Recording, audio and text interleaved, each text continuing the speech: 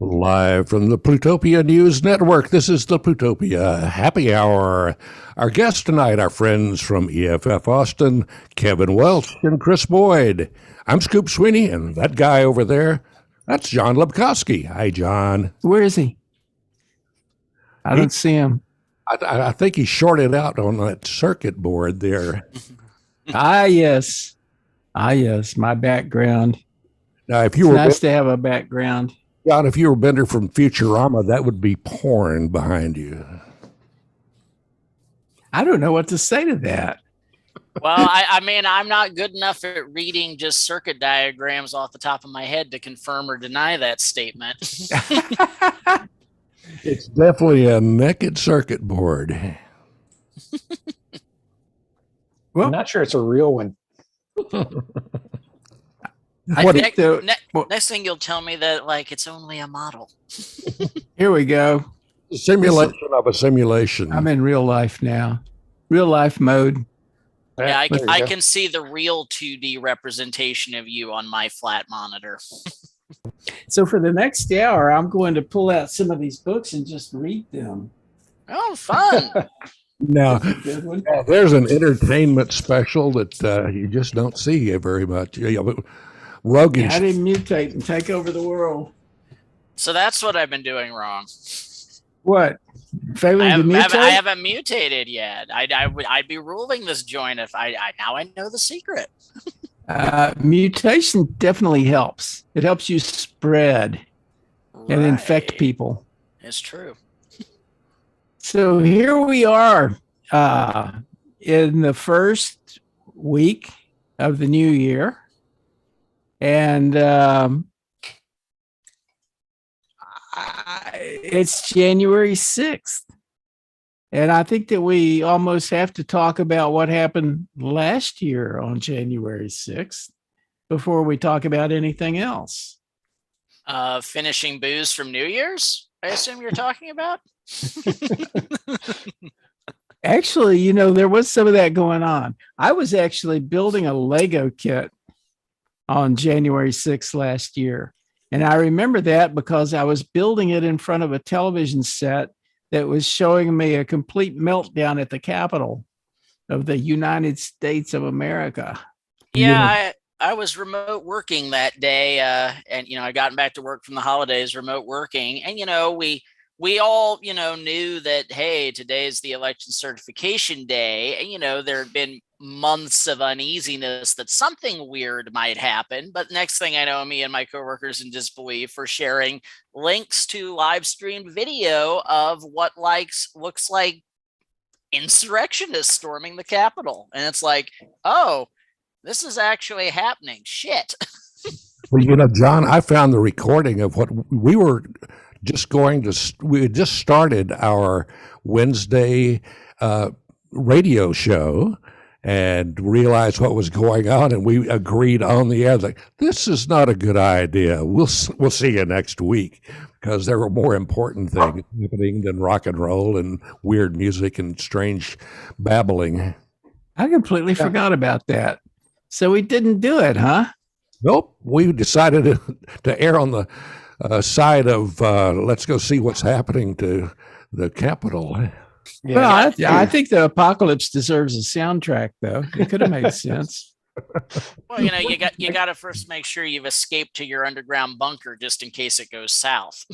Yeah, I think the apocalypse soundtrack would probably be like by John Cage and who knows. I was either lucky or unlucky, and I still haven't decided which, because I was actually had to go to the office that day because there was some minor networking thing that needed seen to. So I'm sitting there working, not looking at any news sources or not looking at Twitter, not looking at anything. And then lunchtime rolls around and it's like, oh, let's see what's going on. Holy crap. Yes, indeed. Oh my God. Well, so we're, our history, the EFF Austin history, is cyber liberties and cyber rights and technology policy. And certainly EFF would never have existed if not for the internet. And the whole idea of EFF was this concept of the electronic frontier and how cyberspace was going to be settled and there were going to be more and more policies. Over time, those policies would evolve. And the question was whether the people making those policies were going to be people who understand the technology. So we worked a lot on that, and we tried to help people understand the technology. And we certainly advocated for the propagation of the internet. And we did what we could. We worked in community networking to try to spread connectivity as much as we could, get more and more people online, educate people about how to use computers. So now we have a pretty pervasive internet, and we find that it's being used to coordinate the actions like what we saw on January 6th last year.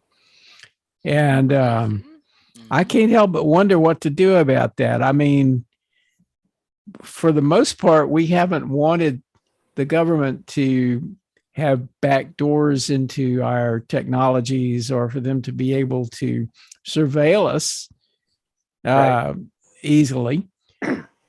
Yet it almost seems like that has to happen in order to tamp down the insurrection and the anti-democratic forces that we're seeing right now. And I don't feel good about it, but I don't know how to feel about it, really. Well, I think I would point out that the 700 plus people that have been charged so far for the insurrection surveilled themselves, ironically. In what sense? Chris just took the words out of my mouth. Yeah. I mean, they live streamed it. They Facebooked it. That's true. They posted it to everywhere. To the point, I remember that there were some people, and I think, it's absolutely fair in the face of an unprecedented crisis to question, have the policies and things we've been doing working or not. So I think your concerns about the state of things, John, are totally valid questions to ask. But, what I've said to people who've been like, well, we need more surveillance, we need backdoors and all this is to Chris's point, basically. These people didn't hide what they were doing on encrypted Signal or Telegram channels. They unencrypted, posted it to open public social media, geotagging and everything. There's, as Chris pointed out, they've charged 700 of them because it wasn't hard to find most of these people. They didn't hide what they did. How about the coordination that preceded the attack?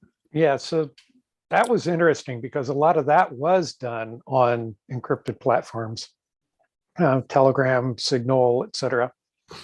But they've apparently managed to arrest enough people that were participants in the coordination that they're pretty rapidly building a case up the chain of command to pick up these people because it's like, oh, if I cooperate, I only go to prison for 3 months instead of 3 decades.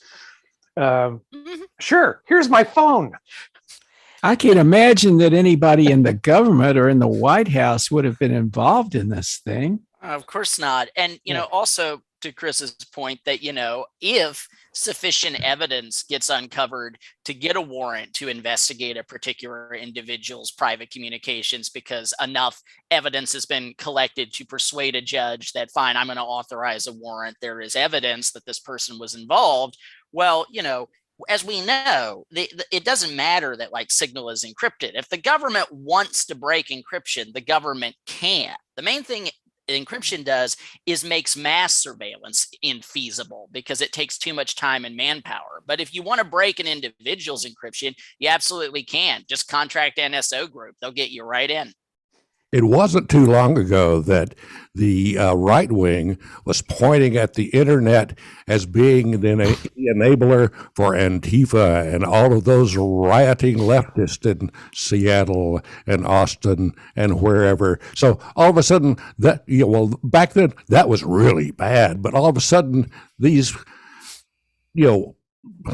anarchists of the right wing are okay. They were just tourists. They were just strolling through the Capitol with weapons of mass destruction. They did stroll. You've never been on the AK-47 tour of the Capitol? I missed that one. I guess my tour group was out of town at that time. I did have a tour of the Capitol one time, but I don't think they were going to be too happy if we'd been carrying weapons. I just noticed that, or heard that Joe Rogan is moving onto all of the right-wing social media sites because he figures that Twitter's going to give him the Trump boot at any time soon, and he's well deserved too. Yeah. Well, I don't know. I watched Joe Rogan for a while. I say watched. I mean, I caught his YouTube presence. I don't know, several episodes, I guess. And he didn't seem to me to have a very strong ideological bent, though he certainly interviewed people who felt strongly about various things. He's weird for me because I don't personally like him very much, mostly because I don't think he's very bright. But it's weird. Because on the one hand, he will sometimes get really amazing guests, and like he'll do an amazing interview with them because he'll just let this brilliant person talk for 3 hours. Yeah. And then other times, though, he'll have a guest who's bordering on being a Nazi. And it's like, so I don't know. I have complex feelings about the dude. Yeah, I mean, it's hard to tell what his sympathies are or kind of where I mean, with Alex Jones, you kind of know what you're getting. But with Joe Rogan, it's kind of a mystery. Well, and right. And even compared to like, a right-wing intellectual like, say, Jordan Peterson, he has opinions. While as Rogan, it's really hard to know what he actually believes or doesn't believe. Well, did anyone happen to notice that Alex Jones has turned upon his former Führer, Trump, because he went and promoted the vaccine? Yeah. I mean, It's so funny that like everybody joked that there was nothing Trump could do that would make his supporters turn on him. I guess we found at least one topic that works. Indeed. Well, that's another thing that the internet has been useful for is anti-vaxxers coordinating and picking up traction, finding more and more people who support their rather unscientific point of view. I mean, I can relate to the fact that a person could be nervous about putting some kind of chemical inside their body or something that was built from DNA or RNA. But I can understand the psychology of the fear, but it doesn't. I mean, it's difficult for me because I literally have a degree in bioengineering. So, a lot of the stuff they go on about, I'm just like, no, that's just straight up wrong. Yeah. I mean, it makes me think about the time when I was about 5 years old or 6, and my mother was talking to the doctor, and they were talking about how I needed to have a shot. And then my mother came out to get me to get the shot, and I wasn't there. I had left. I had walked out the front door of the hospital, and I was walking down the street as fast as I could go. She was faster. She caught me. I got the shot. But, when you're a little kid, shots are really scary and you don't want to get them. You're scared of lots of things as a little kid. It's true, but some people never get over that, I think. Some people still have a fear of the needle. I don't think you're wrong. I think some people do have a psychological fear of needles, just like the few anti-maskers I have had any sympathy for during this whole thing is some people actually do have a psychological phobia around covering their face, sometimes as a response to trauma. They are the only people I've had any sympathy for about Oh, this. I have another theory about that. I think that the reason that people are opposed to masks is because they have really terrible breath. Halitosis, man. Some of the people that I've seen that are opposed to putting those deadly vaccines into their body are some of the same crowd that just love to put that deadly meth and opium. That's the part I've never been able to understand. Even a thought. Like the anti-vaxxers who are also super into, like, you know, health and yoga and veganism, I can get them not wanting to get a shot. But like the people who are like doing all the drugs, they just draw the line at vaccines, they really confuse me. Well, I'm an anti-tofu person, so what does that say about me other than you? Wait, what's your problem with tofu? There's a science behind tofu. Well, I'm a tofu denier. I did not my dietary chain anytime soon. You probably won't even use tempeh. I mean, to the larger, you know, sort of point your last few prompts have brought up, John. Like, yeah, I mean, you know, it's interesting where we currently stand as far as the legacy of the internet. Because on the one hand, it's been an amazing tool for so many of us to learn countless, endless things that we probably couldn't have without the internet.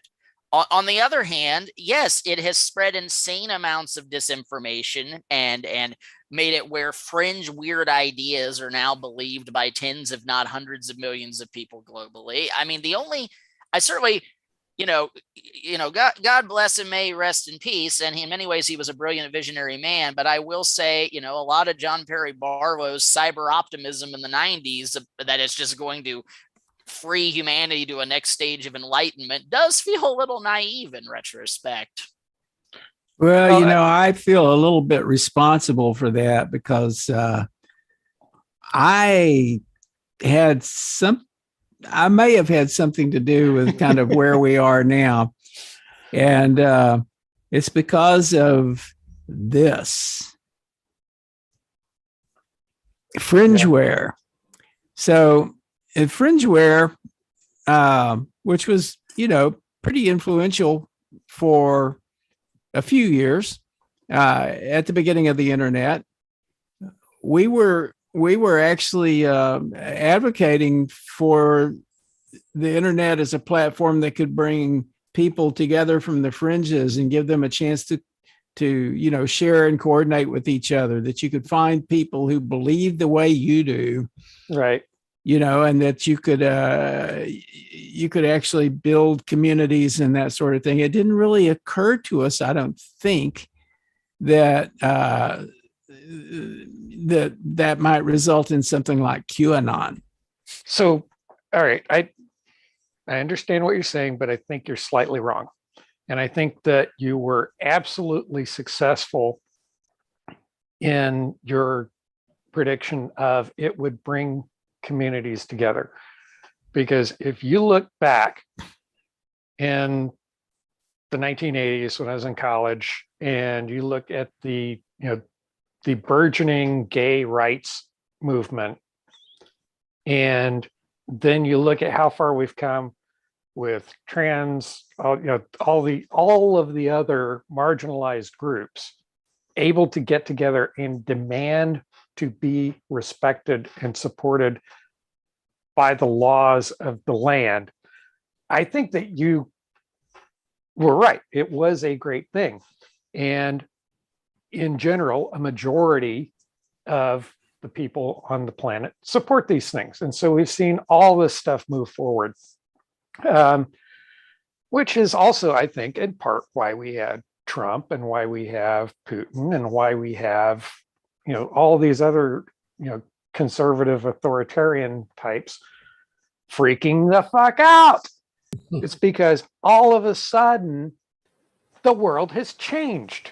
and they can't deal with it. They can't process it. And so we have insurrections, and we have, it just, they feel that they are losing their political power because because the world has changed and they can't put it back. Well, the early adopters of the internet feel the same way because our world has changed. I remember, when it was early on and it was the brave new world and we were going to accomplish all these things, and our world changed, and now it's it's full of those Donald Trump characters and a lot of hucksters and people selling crypto IRAs and stuff. NFT. I do though really appreciate your broader point, Chris, and you're really crystallizing why whenever I see people who just want to go full, the internet was a mistake and we need to clamp down on what people can say on the internet, I'm like, well, there's a flip side to that. Of course, we're all scared of these reactionaries, but as Chris pointed out, I think Chris is absolutely right. Why have we made so much progress on so many civil rights issues since the invention of the internet? It's because it did bring people together. So it's not, we have this problem.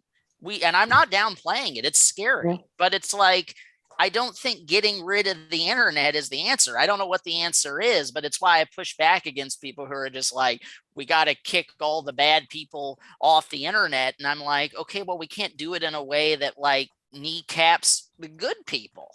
Right. So I think that the answer lies in education and getting people to understand when people are lying to them. And that's a difficult thing to do because you have to be paying attention. And people don't like paying attention because it's work, it's hard. And well, there was another point too I was going to make about that, which is that we're all sort of used to having access to fairly decent broadband connectivity. But a lot of the people who, for instance, support Donald Trump are in rural areas where they don't have access to really good broadband connectivity. And, they may see the world in a radically different way just because they don't have access to as much of the stuff that we can get our hands on or our eyeballs on. Yeah, that's a good point.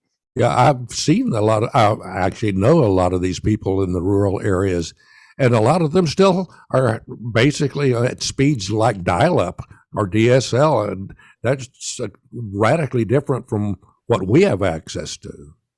And that's actually speaking of recent developments, one cool thing that actually the past Infrastructure Act has a lot of money for is broadband investment expansion, actually. So that didn't get a lot of press actually, but there is actually an insane amount of money given to the states to build out rural broadband in the Build Back Better. Yeah. And the question is, how will that be executed, which, is kind of an unknown right now. We don't really know how they're going to use that money. Well, it's almost by design because the way the bill is set up, any entity who can demonstrate that they have the skills and abilities to build out broadband can apply for a grant to get some of this money to build it out. So it's by design to be, a very diverse body of groups may apply for this money and build it out. And so the quality of the build out could really depend on who applies, how good, skilled are they at broadband build out, and how good is the screening process to screen good from bad people. Yeah. And there was a lot of discussion of that in community networking circles. And during various past administrations, there were several conversations about extending broadband services. And I went to meetings about that, quite a few meetings when I was into community networking. And it never got anywhere because they didn't have the money. Now they're going to have the money. Maybe they already have some frameworks for planning for making that happen. It'll be interesting to see. I do want to get to something else now. First off, I'll mention that we have a chat going on in YouTube. And right now it's my pal Steve O'Keefe and Kathy Welch, who I think That would be my Kevin mom. knows pretty well. That'd be my mom. Yep. But Steve brought up this question about whether EFF would be okay, or EFF Austin, with banning people from Twitter. What do we think about that? And that was one of the things I wanted to talk about tonight, the whole social media thing, Section 230, the furor about who can be or can't be on various platforms. Right. What do you guys think? Well, I guess I'll first just start this off by saying, is Twitter absolutely in their right to boot off anyone they want? Legally, yes. This is no First Amendment issue. So let's get that out of the way Sure. immediately. The only place it could even possibly become a First Amendment issue is if they booted the official government account for an elected representative. If they're just booting Trump or Marjorie Taylor Greene's personal account, there is no First Amendment issue here. The only real issue is, well, why does it seem that the terms of service have a much higher threshold to get booted off for such individuals than the rest of us? That's the real scrutiny. Yeah. Well, and the question is some of the people have been booted off. Marjorie Taylor Greene, for instance, because they're posting misinformation about COVID, and Twitter has a policy about that. And Twitter assume, is a private company. If they people always forget when it comes to the First Amendment that, not just free speech, free association. It is against the First Amendment to force you to host speech you do not agree with. So if Twitter does not agree with what Marjorie Taylor Greene is saying, it's actually a violation of the First Amendment for the government to force them to host her. And in the case of Twitter, they have fairly clear and transparent policies. So, you should know that you're liable to get booted off for it's much clearer than Facebook's things. Policy, which is famously opaque. Twitter's fairly clear about do this and we will ban you. Yeah, it is more likely to happen, I'm sure, if you have relatively high visibility. I'm sure that it's hard for them to police, all of their millions of users. Well, and there was that scandal with Facebook where it came out that there was a secret internal list of a couple million VIPs who the threshold to ban their account was much higher than us peons. I would not be surprised if Twitter has a similar internal list for PR reasons. I hope I'm on those lists. My God. So Section 230. Yes. I was actually in a conversation with somebody else about that the other day, a rather heated conversation. Section 230 actually protects a platform from liability for something that a user on the platform does, right? Correct. Yes. That just makes sense. In a nutshell, that's what it does. Yes. I mean, Facebook, for instance, shouldn't be liable if I infringe copyright on their system. On the other hand, the copyright holder should have a way to request a takedown, and that's built into Section 232. Yeah. Yes, that's one thing people who criticize Section 230 don't understand is it's not a license for just website holders to have illegal open air marketplaces where they just go, oh, I'm not seeing anything. That's not how Section 230 works. A website doing that absolutely can get sued into oblivion. Section 230 is a barrier against frivolous lawsuits. Right. So why is Facebook running ads all over my interwebs and my newspapers and everything saying, oh, it's time to reform Section 230? What are they up to? Well, I'm actually also just going to say that and the people in this chat may have already seen it, but I'm going to say to any person who wants to really understand the current Section 230 debate, I cannot recommend highly enough a recent Tech Dirt article that Mike Masnick put out called "Those Who Don't Understand Section 230 Are Doomed to Repeal It." It is a wonderful explainer of what 230 is and isn't, and how people who somehow think getting rid of Section 230, far be it from weakening or kneecapping Facebook, it will just make Facebook stronger. Would it really make it stronger, though? It seems that it would just make it hard for Facebook to incorporate user-generated content. Well, here's the key thing. So he gives actually very good figures. So apparently, the rough price for if you have like if your website gets sued with Section 230 protections, if it's deemed that you're protected by Section 230 from the lawsuit, it at most is going to cost you six figures to get the lawsuit dismissed, where they're going to say, yeah, Section 230 protects them, they didn't do anything wrong, blah blah blah blah blah. In the case that you don't have Section 230 and have to go through full litigation, you easily get into the 7 or even 8 figures on a lawsuit, even if you eventually win, which there's a good chance you will. That is pocket change to Facebook. That is not pocket change to small websites. Another question that came up, actually, Steve asked this question too. And he thought we gave a good answer regarding the Twitter thing, removing people from Twitter, but there's also a thing that happens on YouTube, which is referred to as demonetization. Oh yes, popular YouTubers dread the D word. There's a YouTuber I like who he does really good geopolitics videos that will make you see international relations and why various countries do what they do with each other in a whole new light, where you'll be like, oh, it's not about ideology or the propaganda at all. That's why these two countries are doing this. It's usually about control of various resources. But one thing he, often will even say is like, that he'll be like, yes, I would love to get into the entire geopolitical history of insert major conflict between two countries here, but I will get demonetized if I talk about that on YouTube. So basically subscribe to my, personal subscription thing, and you can see my full video where it will not get demonetized. I wish that we were monetized on YouTube. We don't get any money from anybody. All right. So as somebody who doesn't watch a lot of YouTube, because I don't know why, it just irritates me, seems like.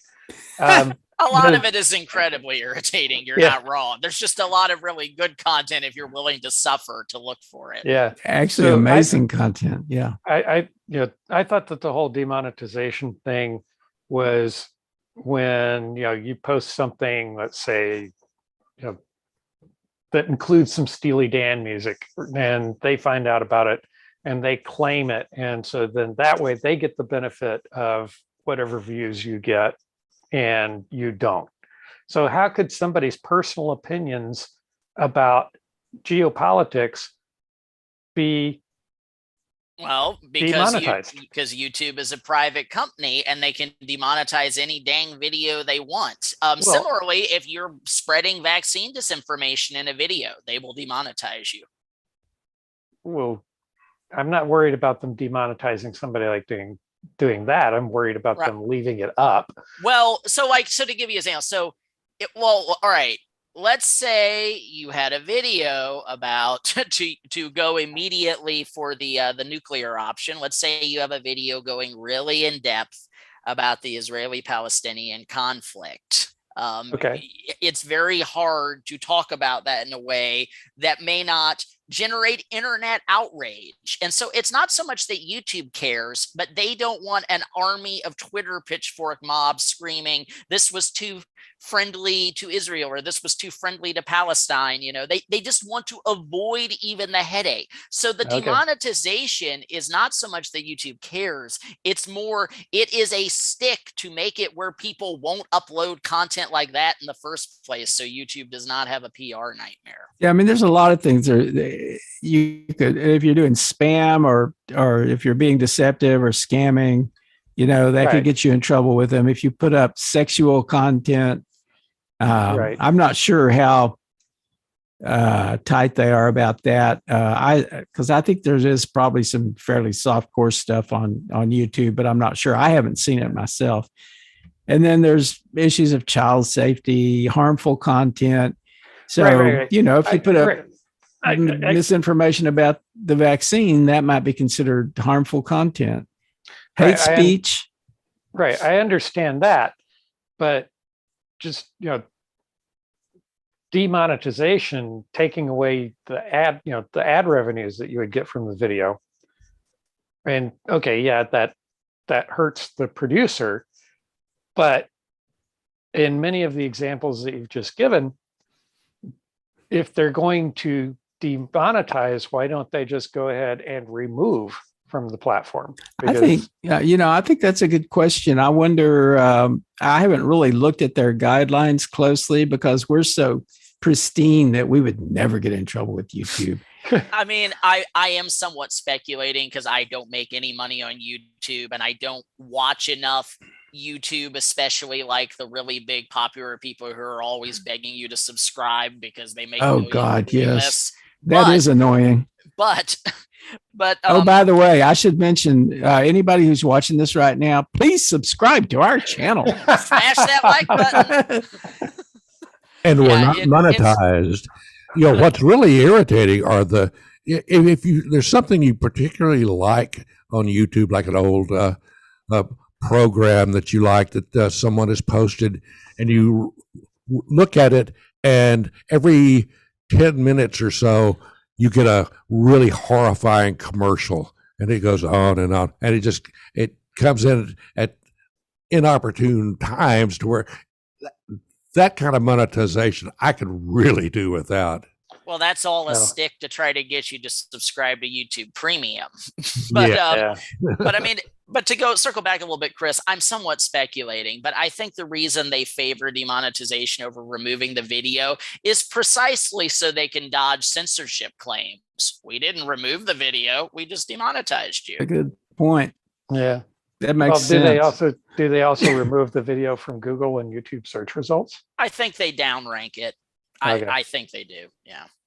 All right. Yeah. So, I mean, and this is all getting into interesting questions. Where on the one hand, are these websites entirely in their right as private businesses to do all this? Yes. On the other hand, and, really anybody wanting to learn more about these concerns in an intelligent fashion, I would recommend they read that Cory Doctorow has written quite a few really good articles about kind of the dilemma we have here, which is that, okay, fine, any individual website can set what policies they want. But when the internet has become incredibly centralized, where there's like 10 or 15 sites where most of what is said on the internet and seen by people happens, and if you're banned by those few sites, it is almost like you've been censored, or, even because of just this concentration of there's only a few places to speak. So yeah, that's the problem of monopoly that Cory talks about a lot. And that is really kind of the issue here. And it's like people are saying, well, Twitter and Facebook may be private businesses, but they're also like the public square. And I think the solution there is, if they are private companies, why didn't somebody build a public square? Why didn't the government fund that? Right. And I mean, and this also gets into one of the reasons why you can't just say, oh, well, fine, these are the most popular, but there's still nothing stopping you from building your own site and people speaking on it. Well, Metcalfe's law and networks, where with many of these sites, the utility is how many other people are on it. Like, note, everybody hates Facebook, but why are we all still on there? Everybody's there. So there's a lot of utility despite all the downsides. Like, if I get booted off Facebook, sure, nothing's stopping me from going and starting my own place. How many people are going to see it?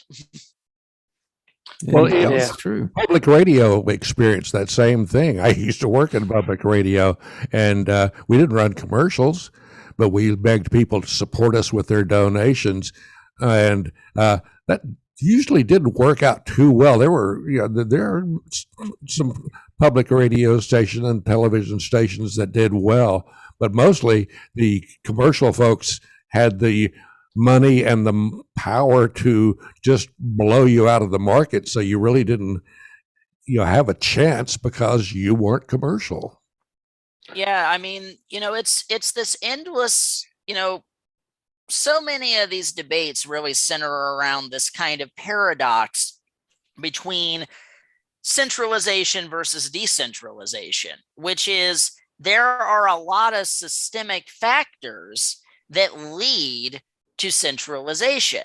And then there's a bunch of potential for concentration of power and abuse, which leads people to try to find a way to decentralize. But then there's problems with decentralization that lead to people centralizing again. There's this kind of ebb and flow. Doug Rushkoff actually had a recent really good article talking about this phenomenon where, people initially thought that internet streaming would break cable, and now internet streaming is turned into the new cable. And now there's delusional people saying, oh, well, NFTs will free us. And then Rushkoff showed how give it time, and eventually there will be NFT channels that will further and further centralize, and the tech doesn't matter. There are these centralization decentralization waves that almost seem inevitable because they're almost like systemic mathematical forces beyond the individual. So I've lived through this, because when I first started learning about computers, Ethernet didn't exist, and everything was on the mainframe or the mini computer. So you're either on the 360, 390, or you're on the VAX. And so, but the technology that created the VAX eventually led us to the personal computer. And so then the PCs, started exploding in business, and everybody, all of a sudden people could create all this data, analyze all this data, make all these decisions, and the business was so much more efficient. And then the data got too big. And so then we came up with server operating systems, Novell NetWare and all that stuff. And then everything got centralized again. And then, oh, wow, look, here's this internet. Everything exploded into a decentralized thing. And, everybody can have their homepage on the internet. Oh, everybody can, go set up a website. And then it's all become centralized again. So, yeah, that seems to happen, doesn't it? I've been wondering about what's going to happen with these various DAOs, decentralized autonomous organizations that are popping up, I mean, Rushkoff is skeptical. He thinks that it may be decentralized for a while. It's going to all centralize eventually. Well, but I mean, we're in a phase of centralization right now. So, I mean, if you want to get really, really rich, and build spaceships, figure out what the technology is that's going to disrupt the centralization. Right. I mean, if you're in a moment of centralization in history, figure out how to disrupt with decentralization. You're in a moment of decentralization, disrupt with centralization.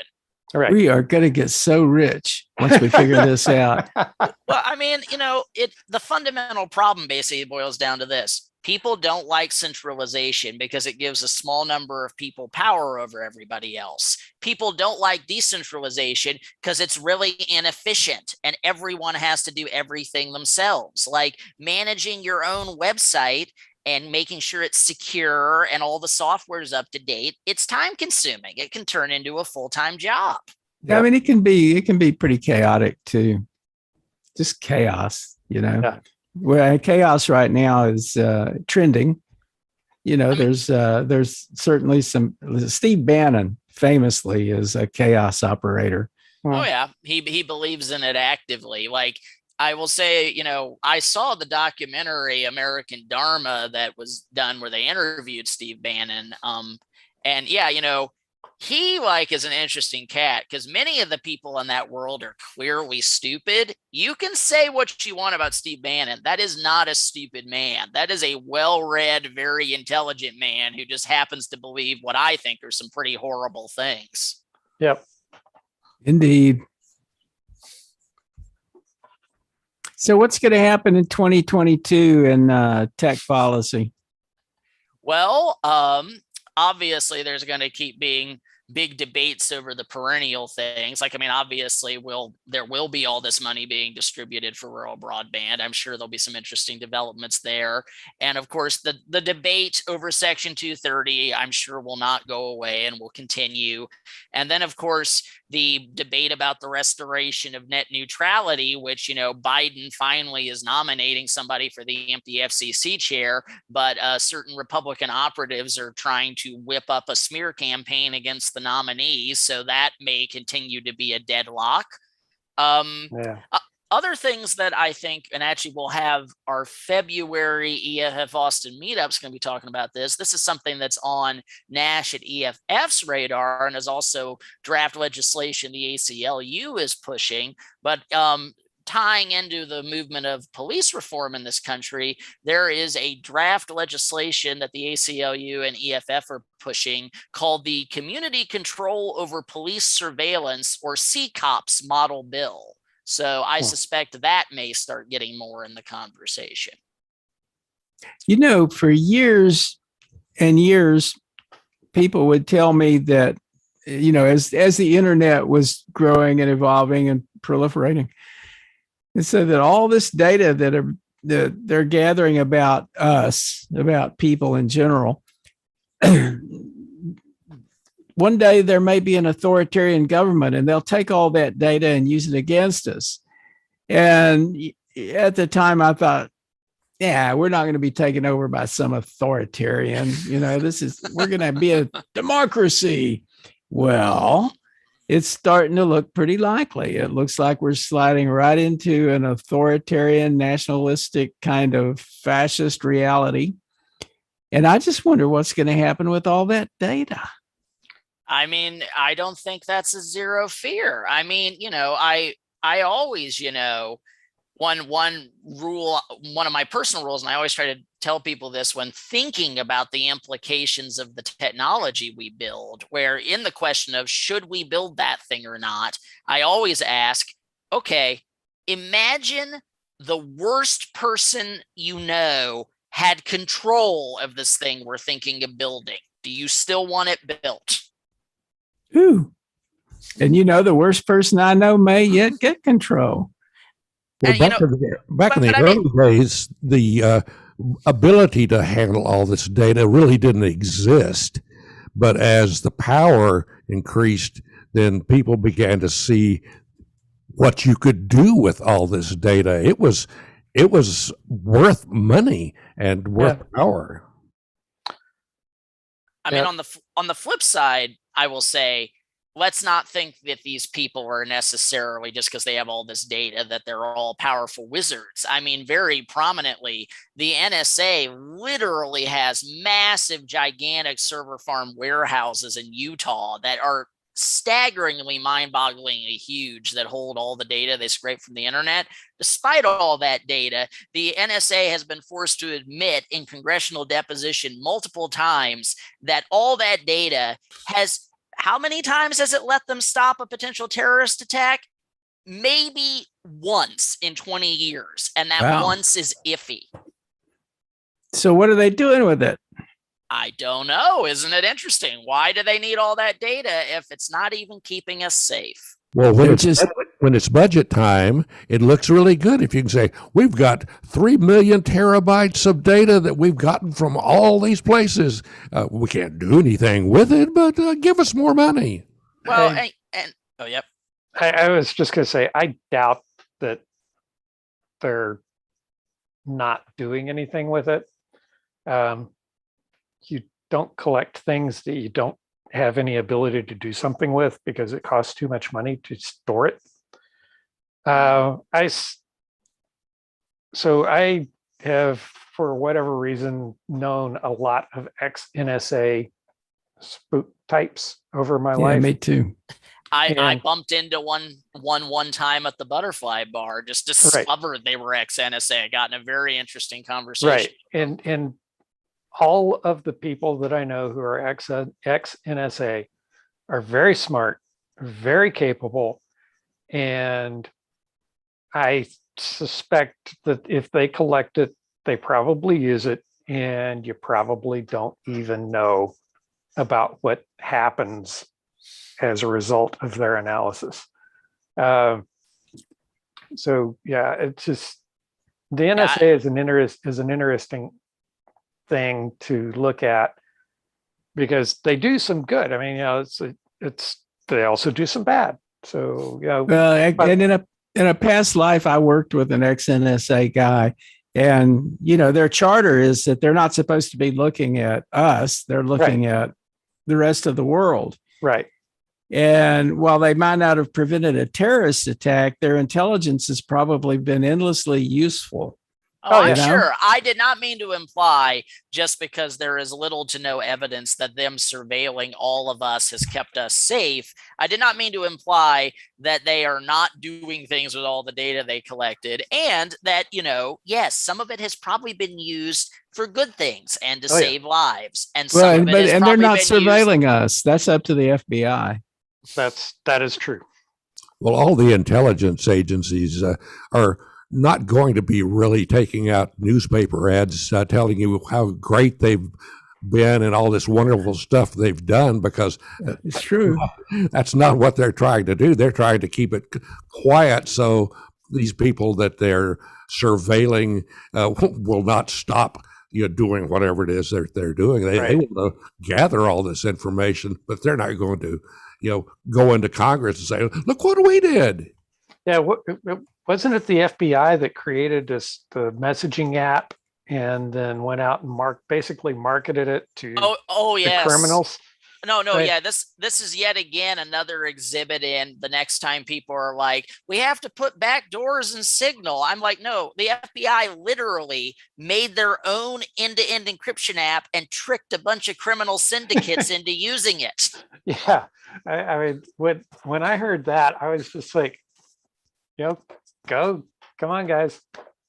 Clap. Yeah, I mean, every time I hear about somebody wanting to compromise the security and privacy of normal people, I'm just like, no, they have ways to get the bad guys that don't involve doing that. They're very good at it, actually. Yeah, they are. And to kind of loop this back into the opening discussion of January 6th,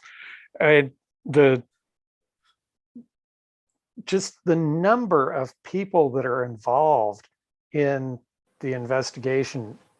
I mean, there are like 140 U.S. attorneys working on this thing in the DOJ, and the data set that they've got must just be massive, because they've got to build these graph networks, because you've got the Proud Boy network that came in. They had a mission. And then you've got the Alex Jones guys that apparently came in. They had a mission. And then you've got the generalized mob, like the woman in Fort Worth that took the private jet to go to the insurrection. She didn't have a mission, but she was there. Well, yeah. And I mean, we're finding more and more. It's like, it really is staggering the different walks of life the various people who all found themselves that day came from. And I mean, certainly, though, at least, and it's very diverse, the group, but on the other hand, the sort of meme that it is, that Trumpism is purely being driven by like economic inequality and populism. A lot of the identities of these people really questions that narrative. A lot of these people who were there, like the Fort Worth lady, are fairly successful, wealthy people. Like, it came out, actually, like, take Austin. It came out that the owner of some distillery out in Dripping Springs, who's like a retired Army colonel, was there, basically, and actually a fairly involved high up person in the whole thing. Yeah, that was Phil Waldron from One Shot Brewing and Distilling. Well, don't drink there. You're supporting treason. Yeah, exactly. That's why. From Fort Worth. I've watched some of her pronouncements, and it was very obvious what her goals was to get her name out there. You're a realtor. You want people to know. And Fort Worth isn't exactly a hotbed of leftism. So, yeah, that was good advertising for her. She didn't count on being busted because of it. She, puts all this stuff out on the internet and takes out ads saying how she had supported it. What did she expect? I mean, you're right. To a certain crowd, it's great marketing. And yeah, I mean, Fort Worth is, I think, tied with Oklahoma City of like most conservative large metro area. Mm-hmm. Yeah, Dallas is definitely turning towards the blue, though. Yeah, the Dallas side of the Metroplex is pretty solidly Democrat at this point. The Republicans are all living over in Fort Worth. Yeah, I remember working with the mayor of Fort Worth on this futurist thing we did at South by Southwest, and she really wanted Fort Worth to be known as like a place where innovation is really a big deal, but also as a place where they have strong conservative principles. And I think there was a little bit of tension between the really conservative bit and the desire to be innovative and looking to the future. And I might piss off my conservative friends and acquaintances, but I'm tempted to snark. Yeah, those two values don't seem to go hand in hand. Thank you for saying that. Yeah, it's a little that saved me from it. Well, it's interesting to see Governor Abbott and his big slush fund he has to bring businesses into Texas, and a lot of these ones he's bringing in are ones that don't really share his values, and they've expressed that quite publicly. Yeah, I'm sure. I guess he wants to be a very progressive conservative. I mean, I think, a lot of it, I think, can just boil down to a lot of the stuff in Texas that seems crazy and makes no sense really just boils down to that there are, powerful families who've been in this state for a couple centuries who own big ranches out in various corners of the state. And those people run this state, and what they want, usually what happens. And it's not really any more complicated than that. Yeah, but I think Elon Musk is going to buy it from them. Well, maybe he will just buy them all out. I mean, he's at least an improvement from the ones driven by religion on at least. So at least he's not crazy in that way. He has his whole own boatload of issues. Yeah. Yeah, he broke up with Grimes. I know. I'm so heartbroken. I really thought they were going to make it. Wow. And that just brings me to, we have about 5 minutes left. We should really be talking about Free Britney. Britney got herself released from I guess we all needed a little bit of good news. Yeah. Oh my God. I don't really know what to expect this year or over the next handful of years. I will say, and my day job involves following a lot of tech and politics, and I will say, I'm not super optimistic about what's going to happen in the midterms, and I follow this stuff closer than a lot of people and have access to data some people don't have. I'm not super optimistic about how these midterms are going to go. Yeah. Yeah, and when certain people actually do steal elections, there's liable to be a great deal of controversy, as in very hot controversy. Yeah, if Kazakhstan. And actually that's so funny because it ties into there's actually massive unrest going on in Kazakhstan right now, where the authoritarian ruler there is the people are rioting against him. And apparently like a lot of Central Asian countries with authoritarian rulers like to do when these things happen, he ordered the tech companies to shut the country's internet off. And I literally read an article about this today. One amusing thing this revealed is apparently almost 20% of global Bitcoin mining is going on in Kazakhstan, because as soon as their rulers shut the internet down there, the global Bitcoin hash rate crashed. I had no idea about that. I thought that a lot of it was still going on in China. No, China kicked all of them out. China finally got fed up, and so they all ran across the border to Kazakhstan. Okay. I think the problem is that when you get an authoritarian government, I started to say when you elect an authoritarian government, but they just kind of brute force their way in. Sort of, But when you get the authoritarian government and they start putting the lid on things, eventually, there's a reaction, there's a backlash.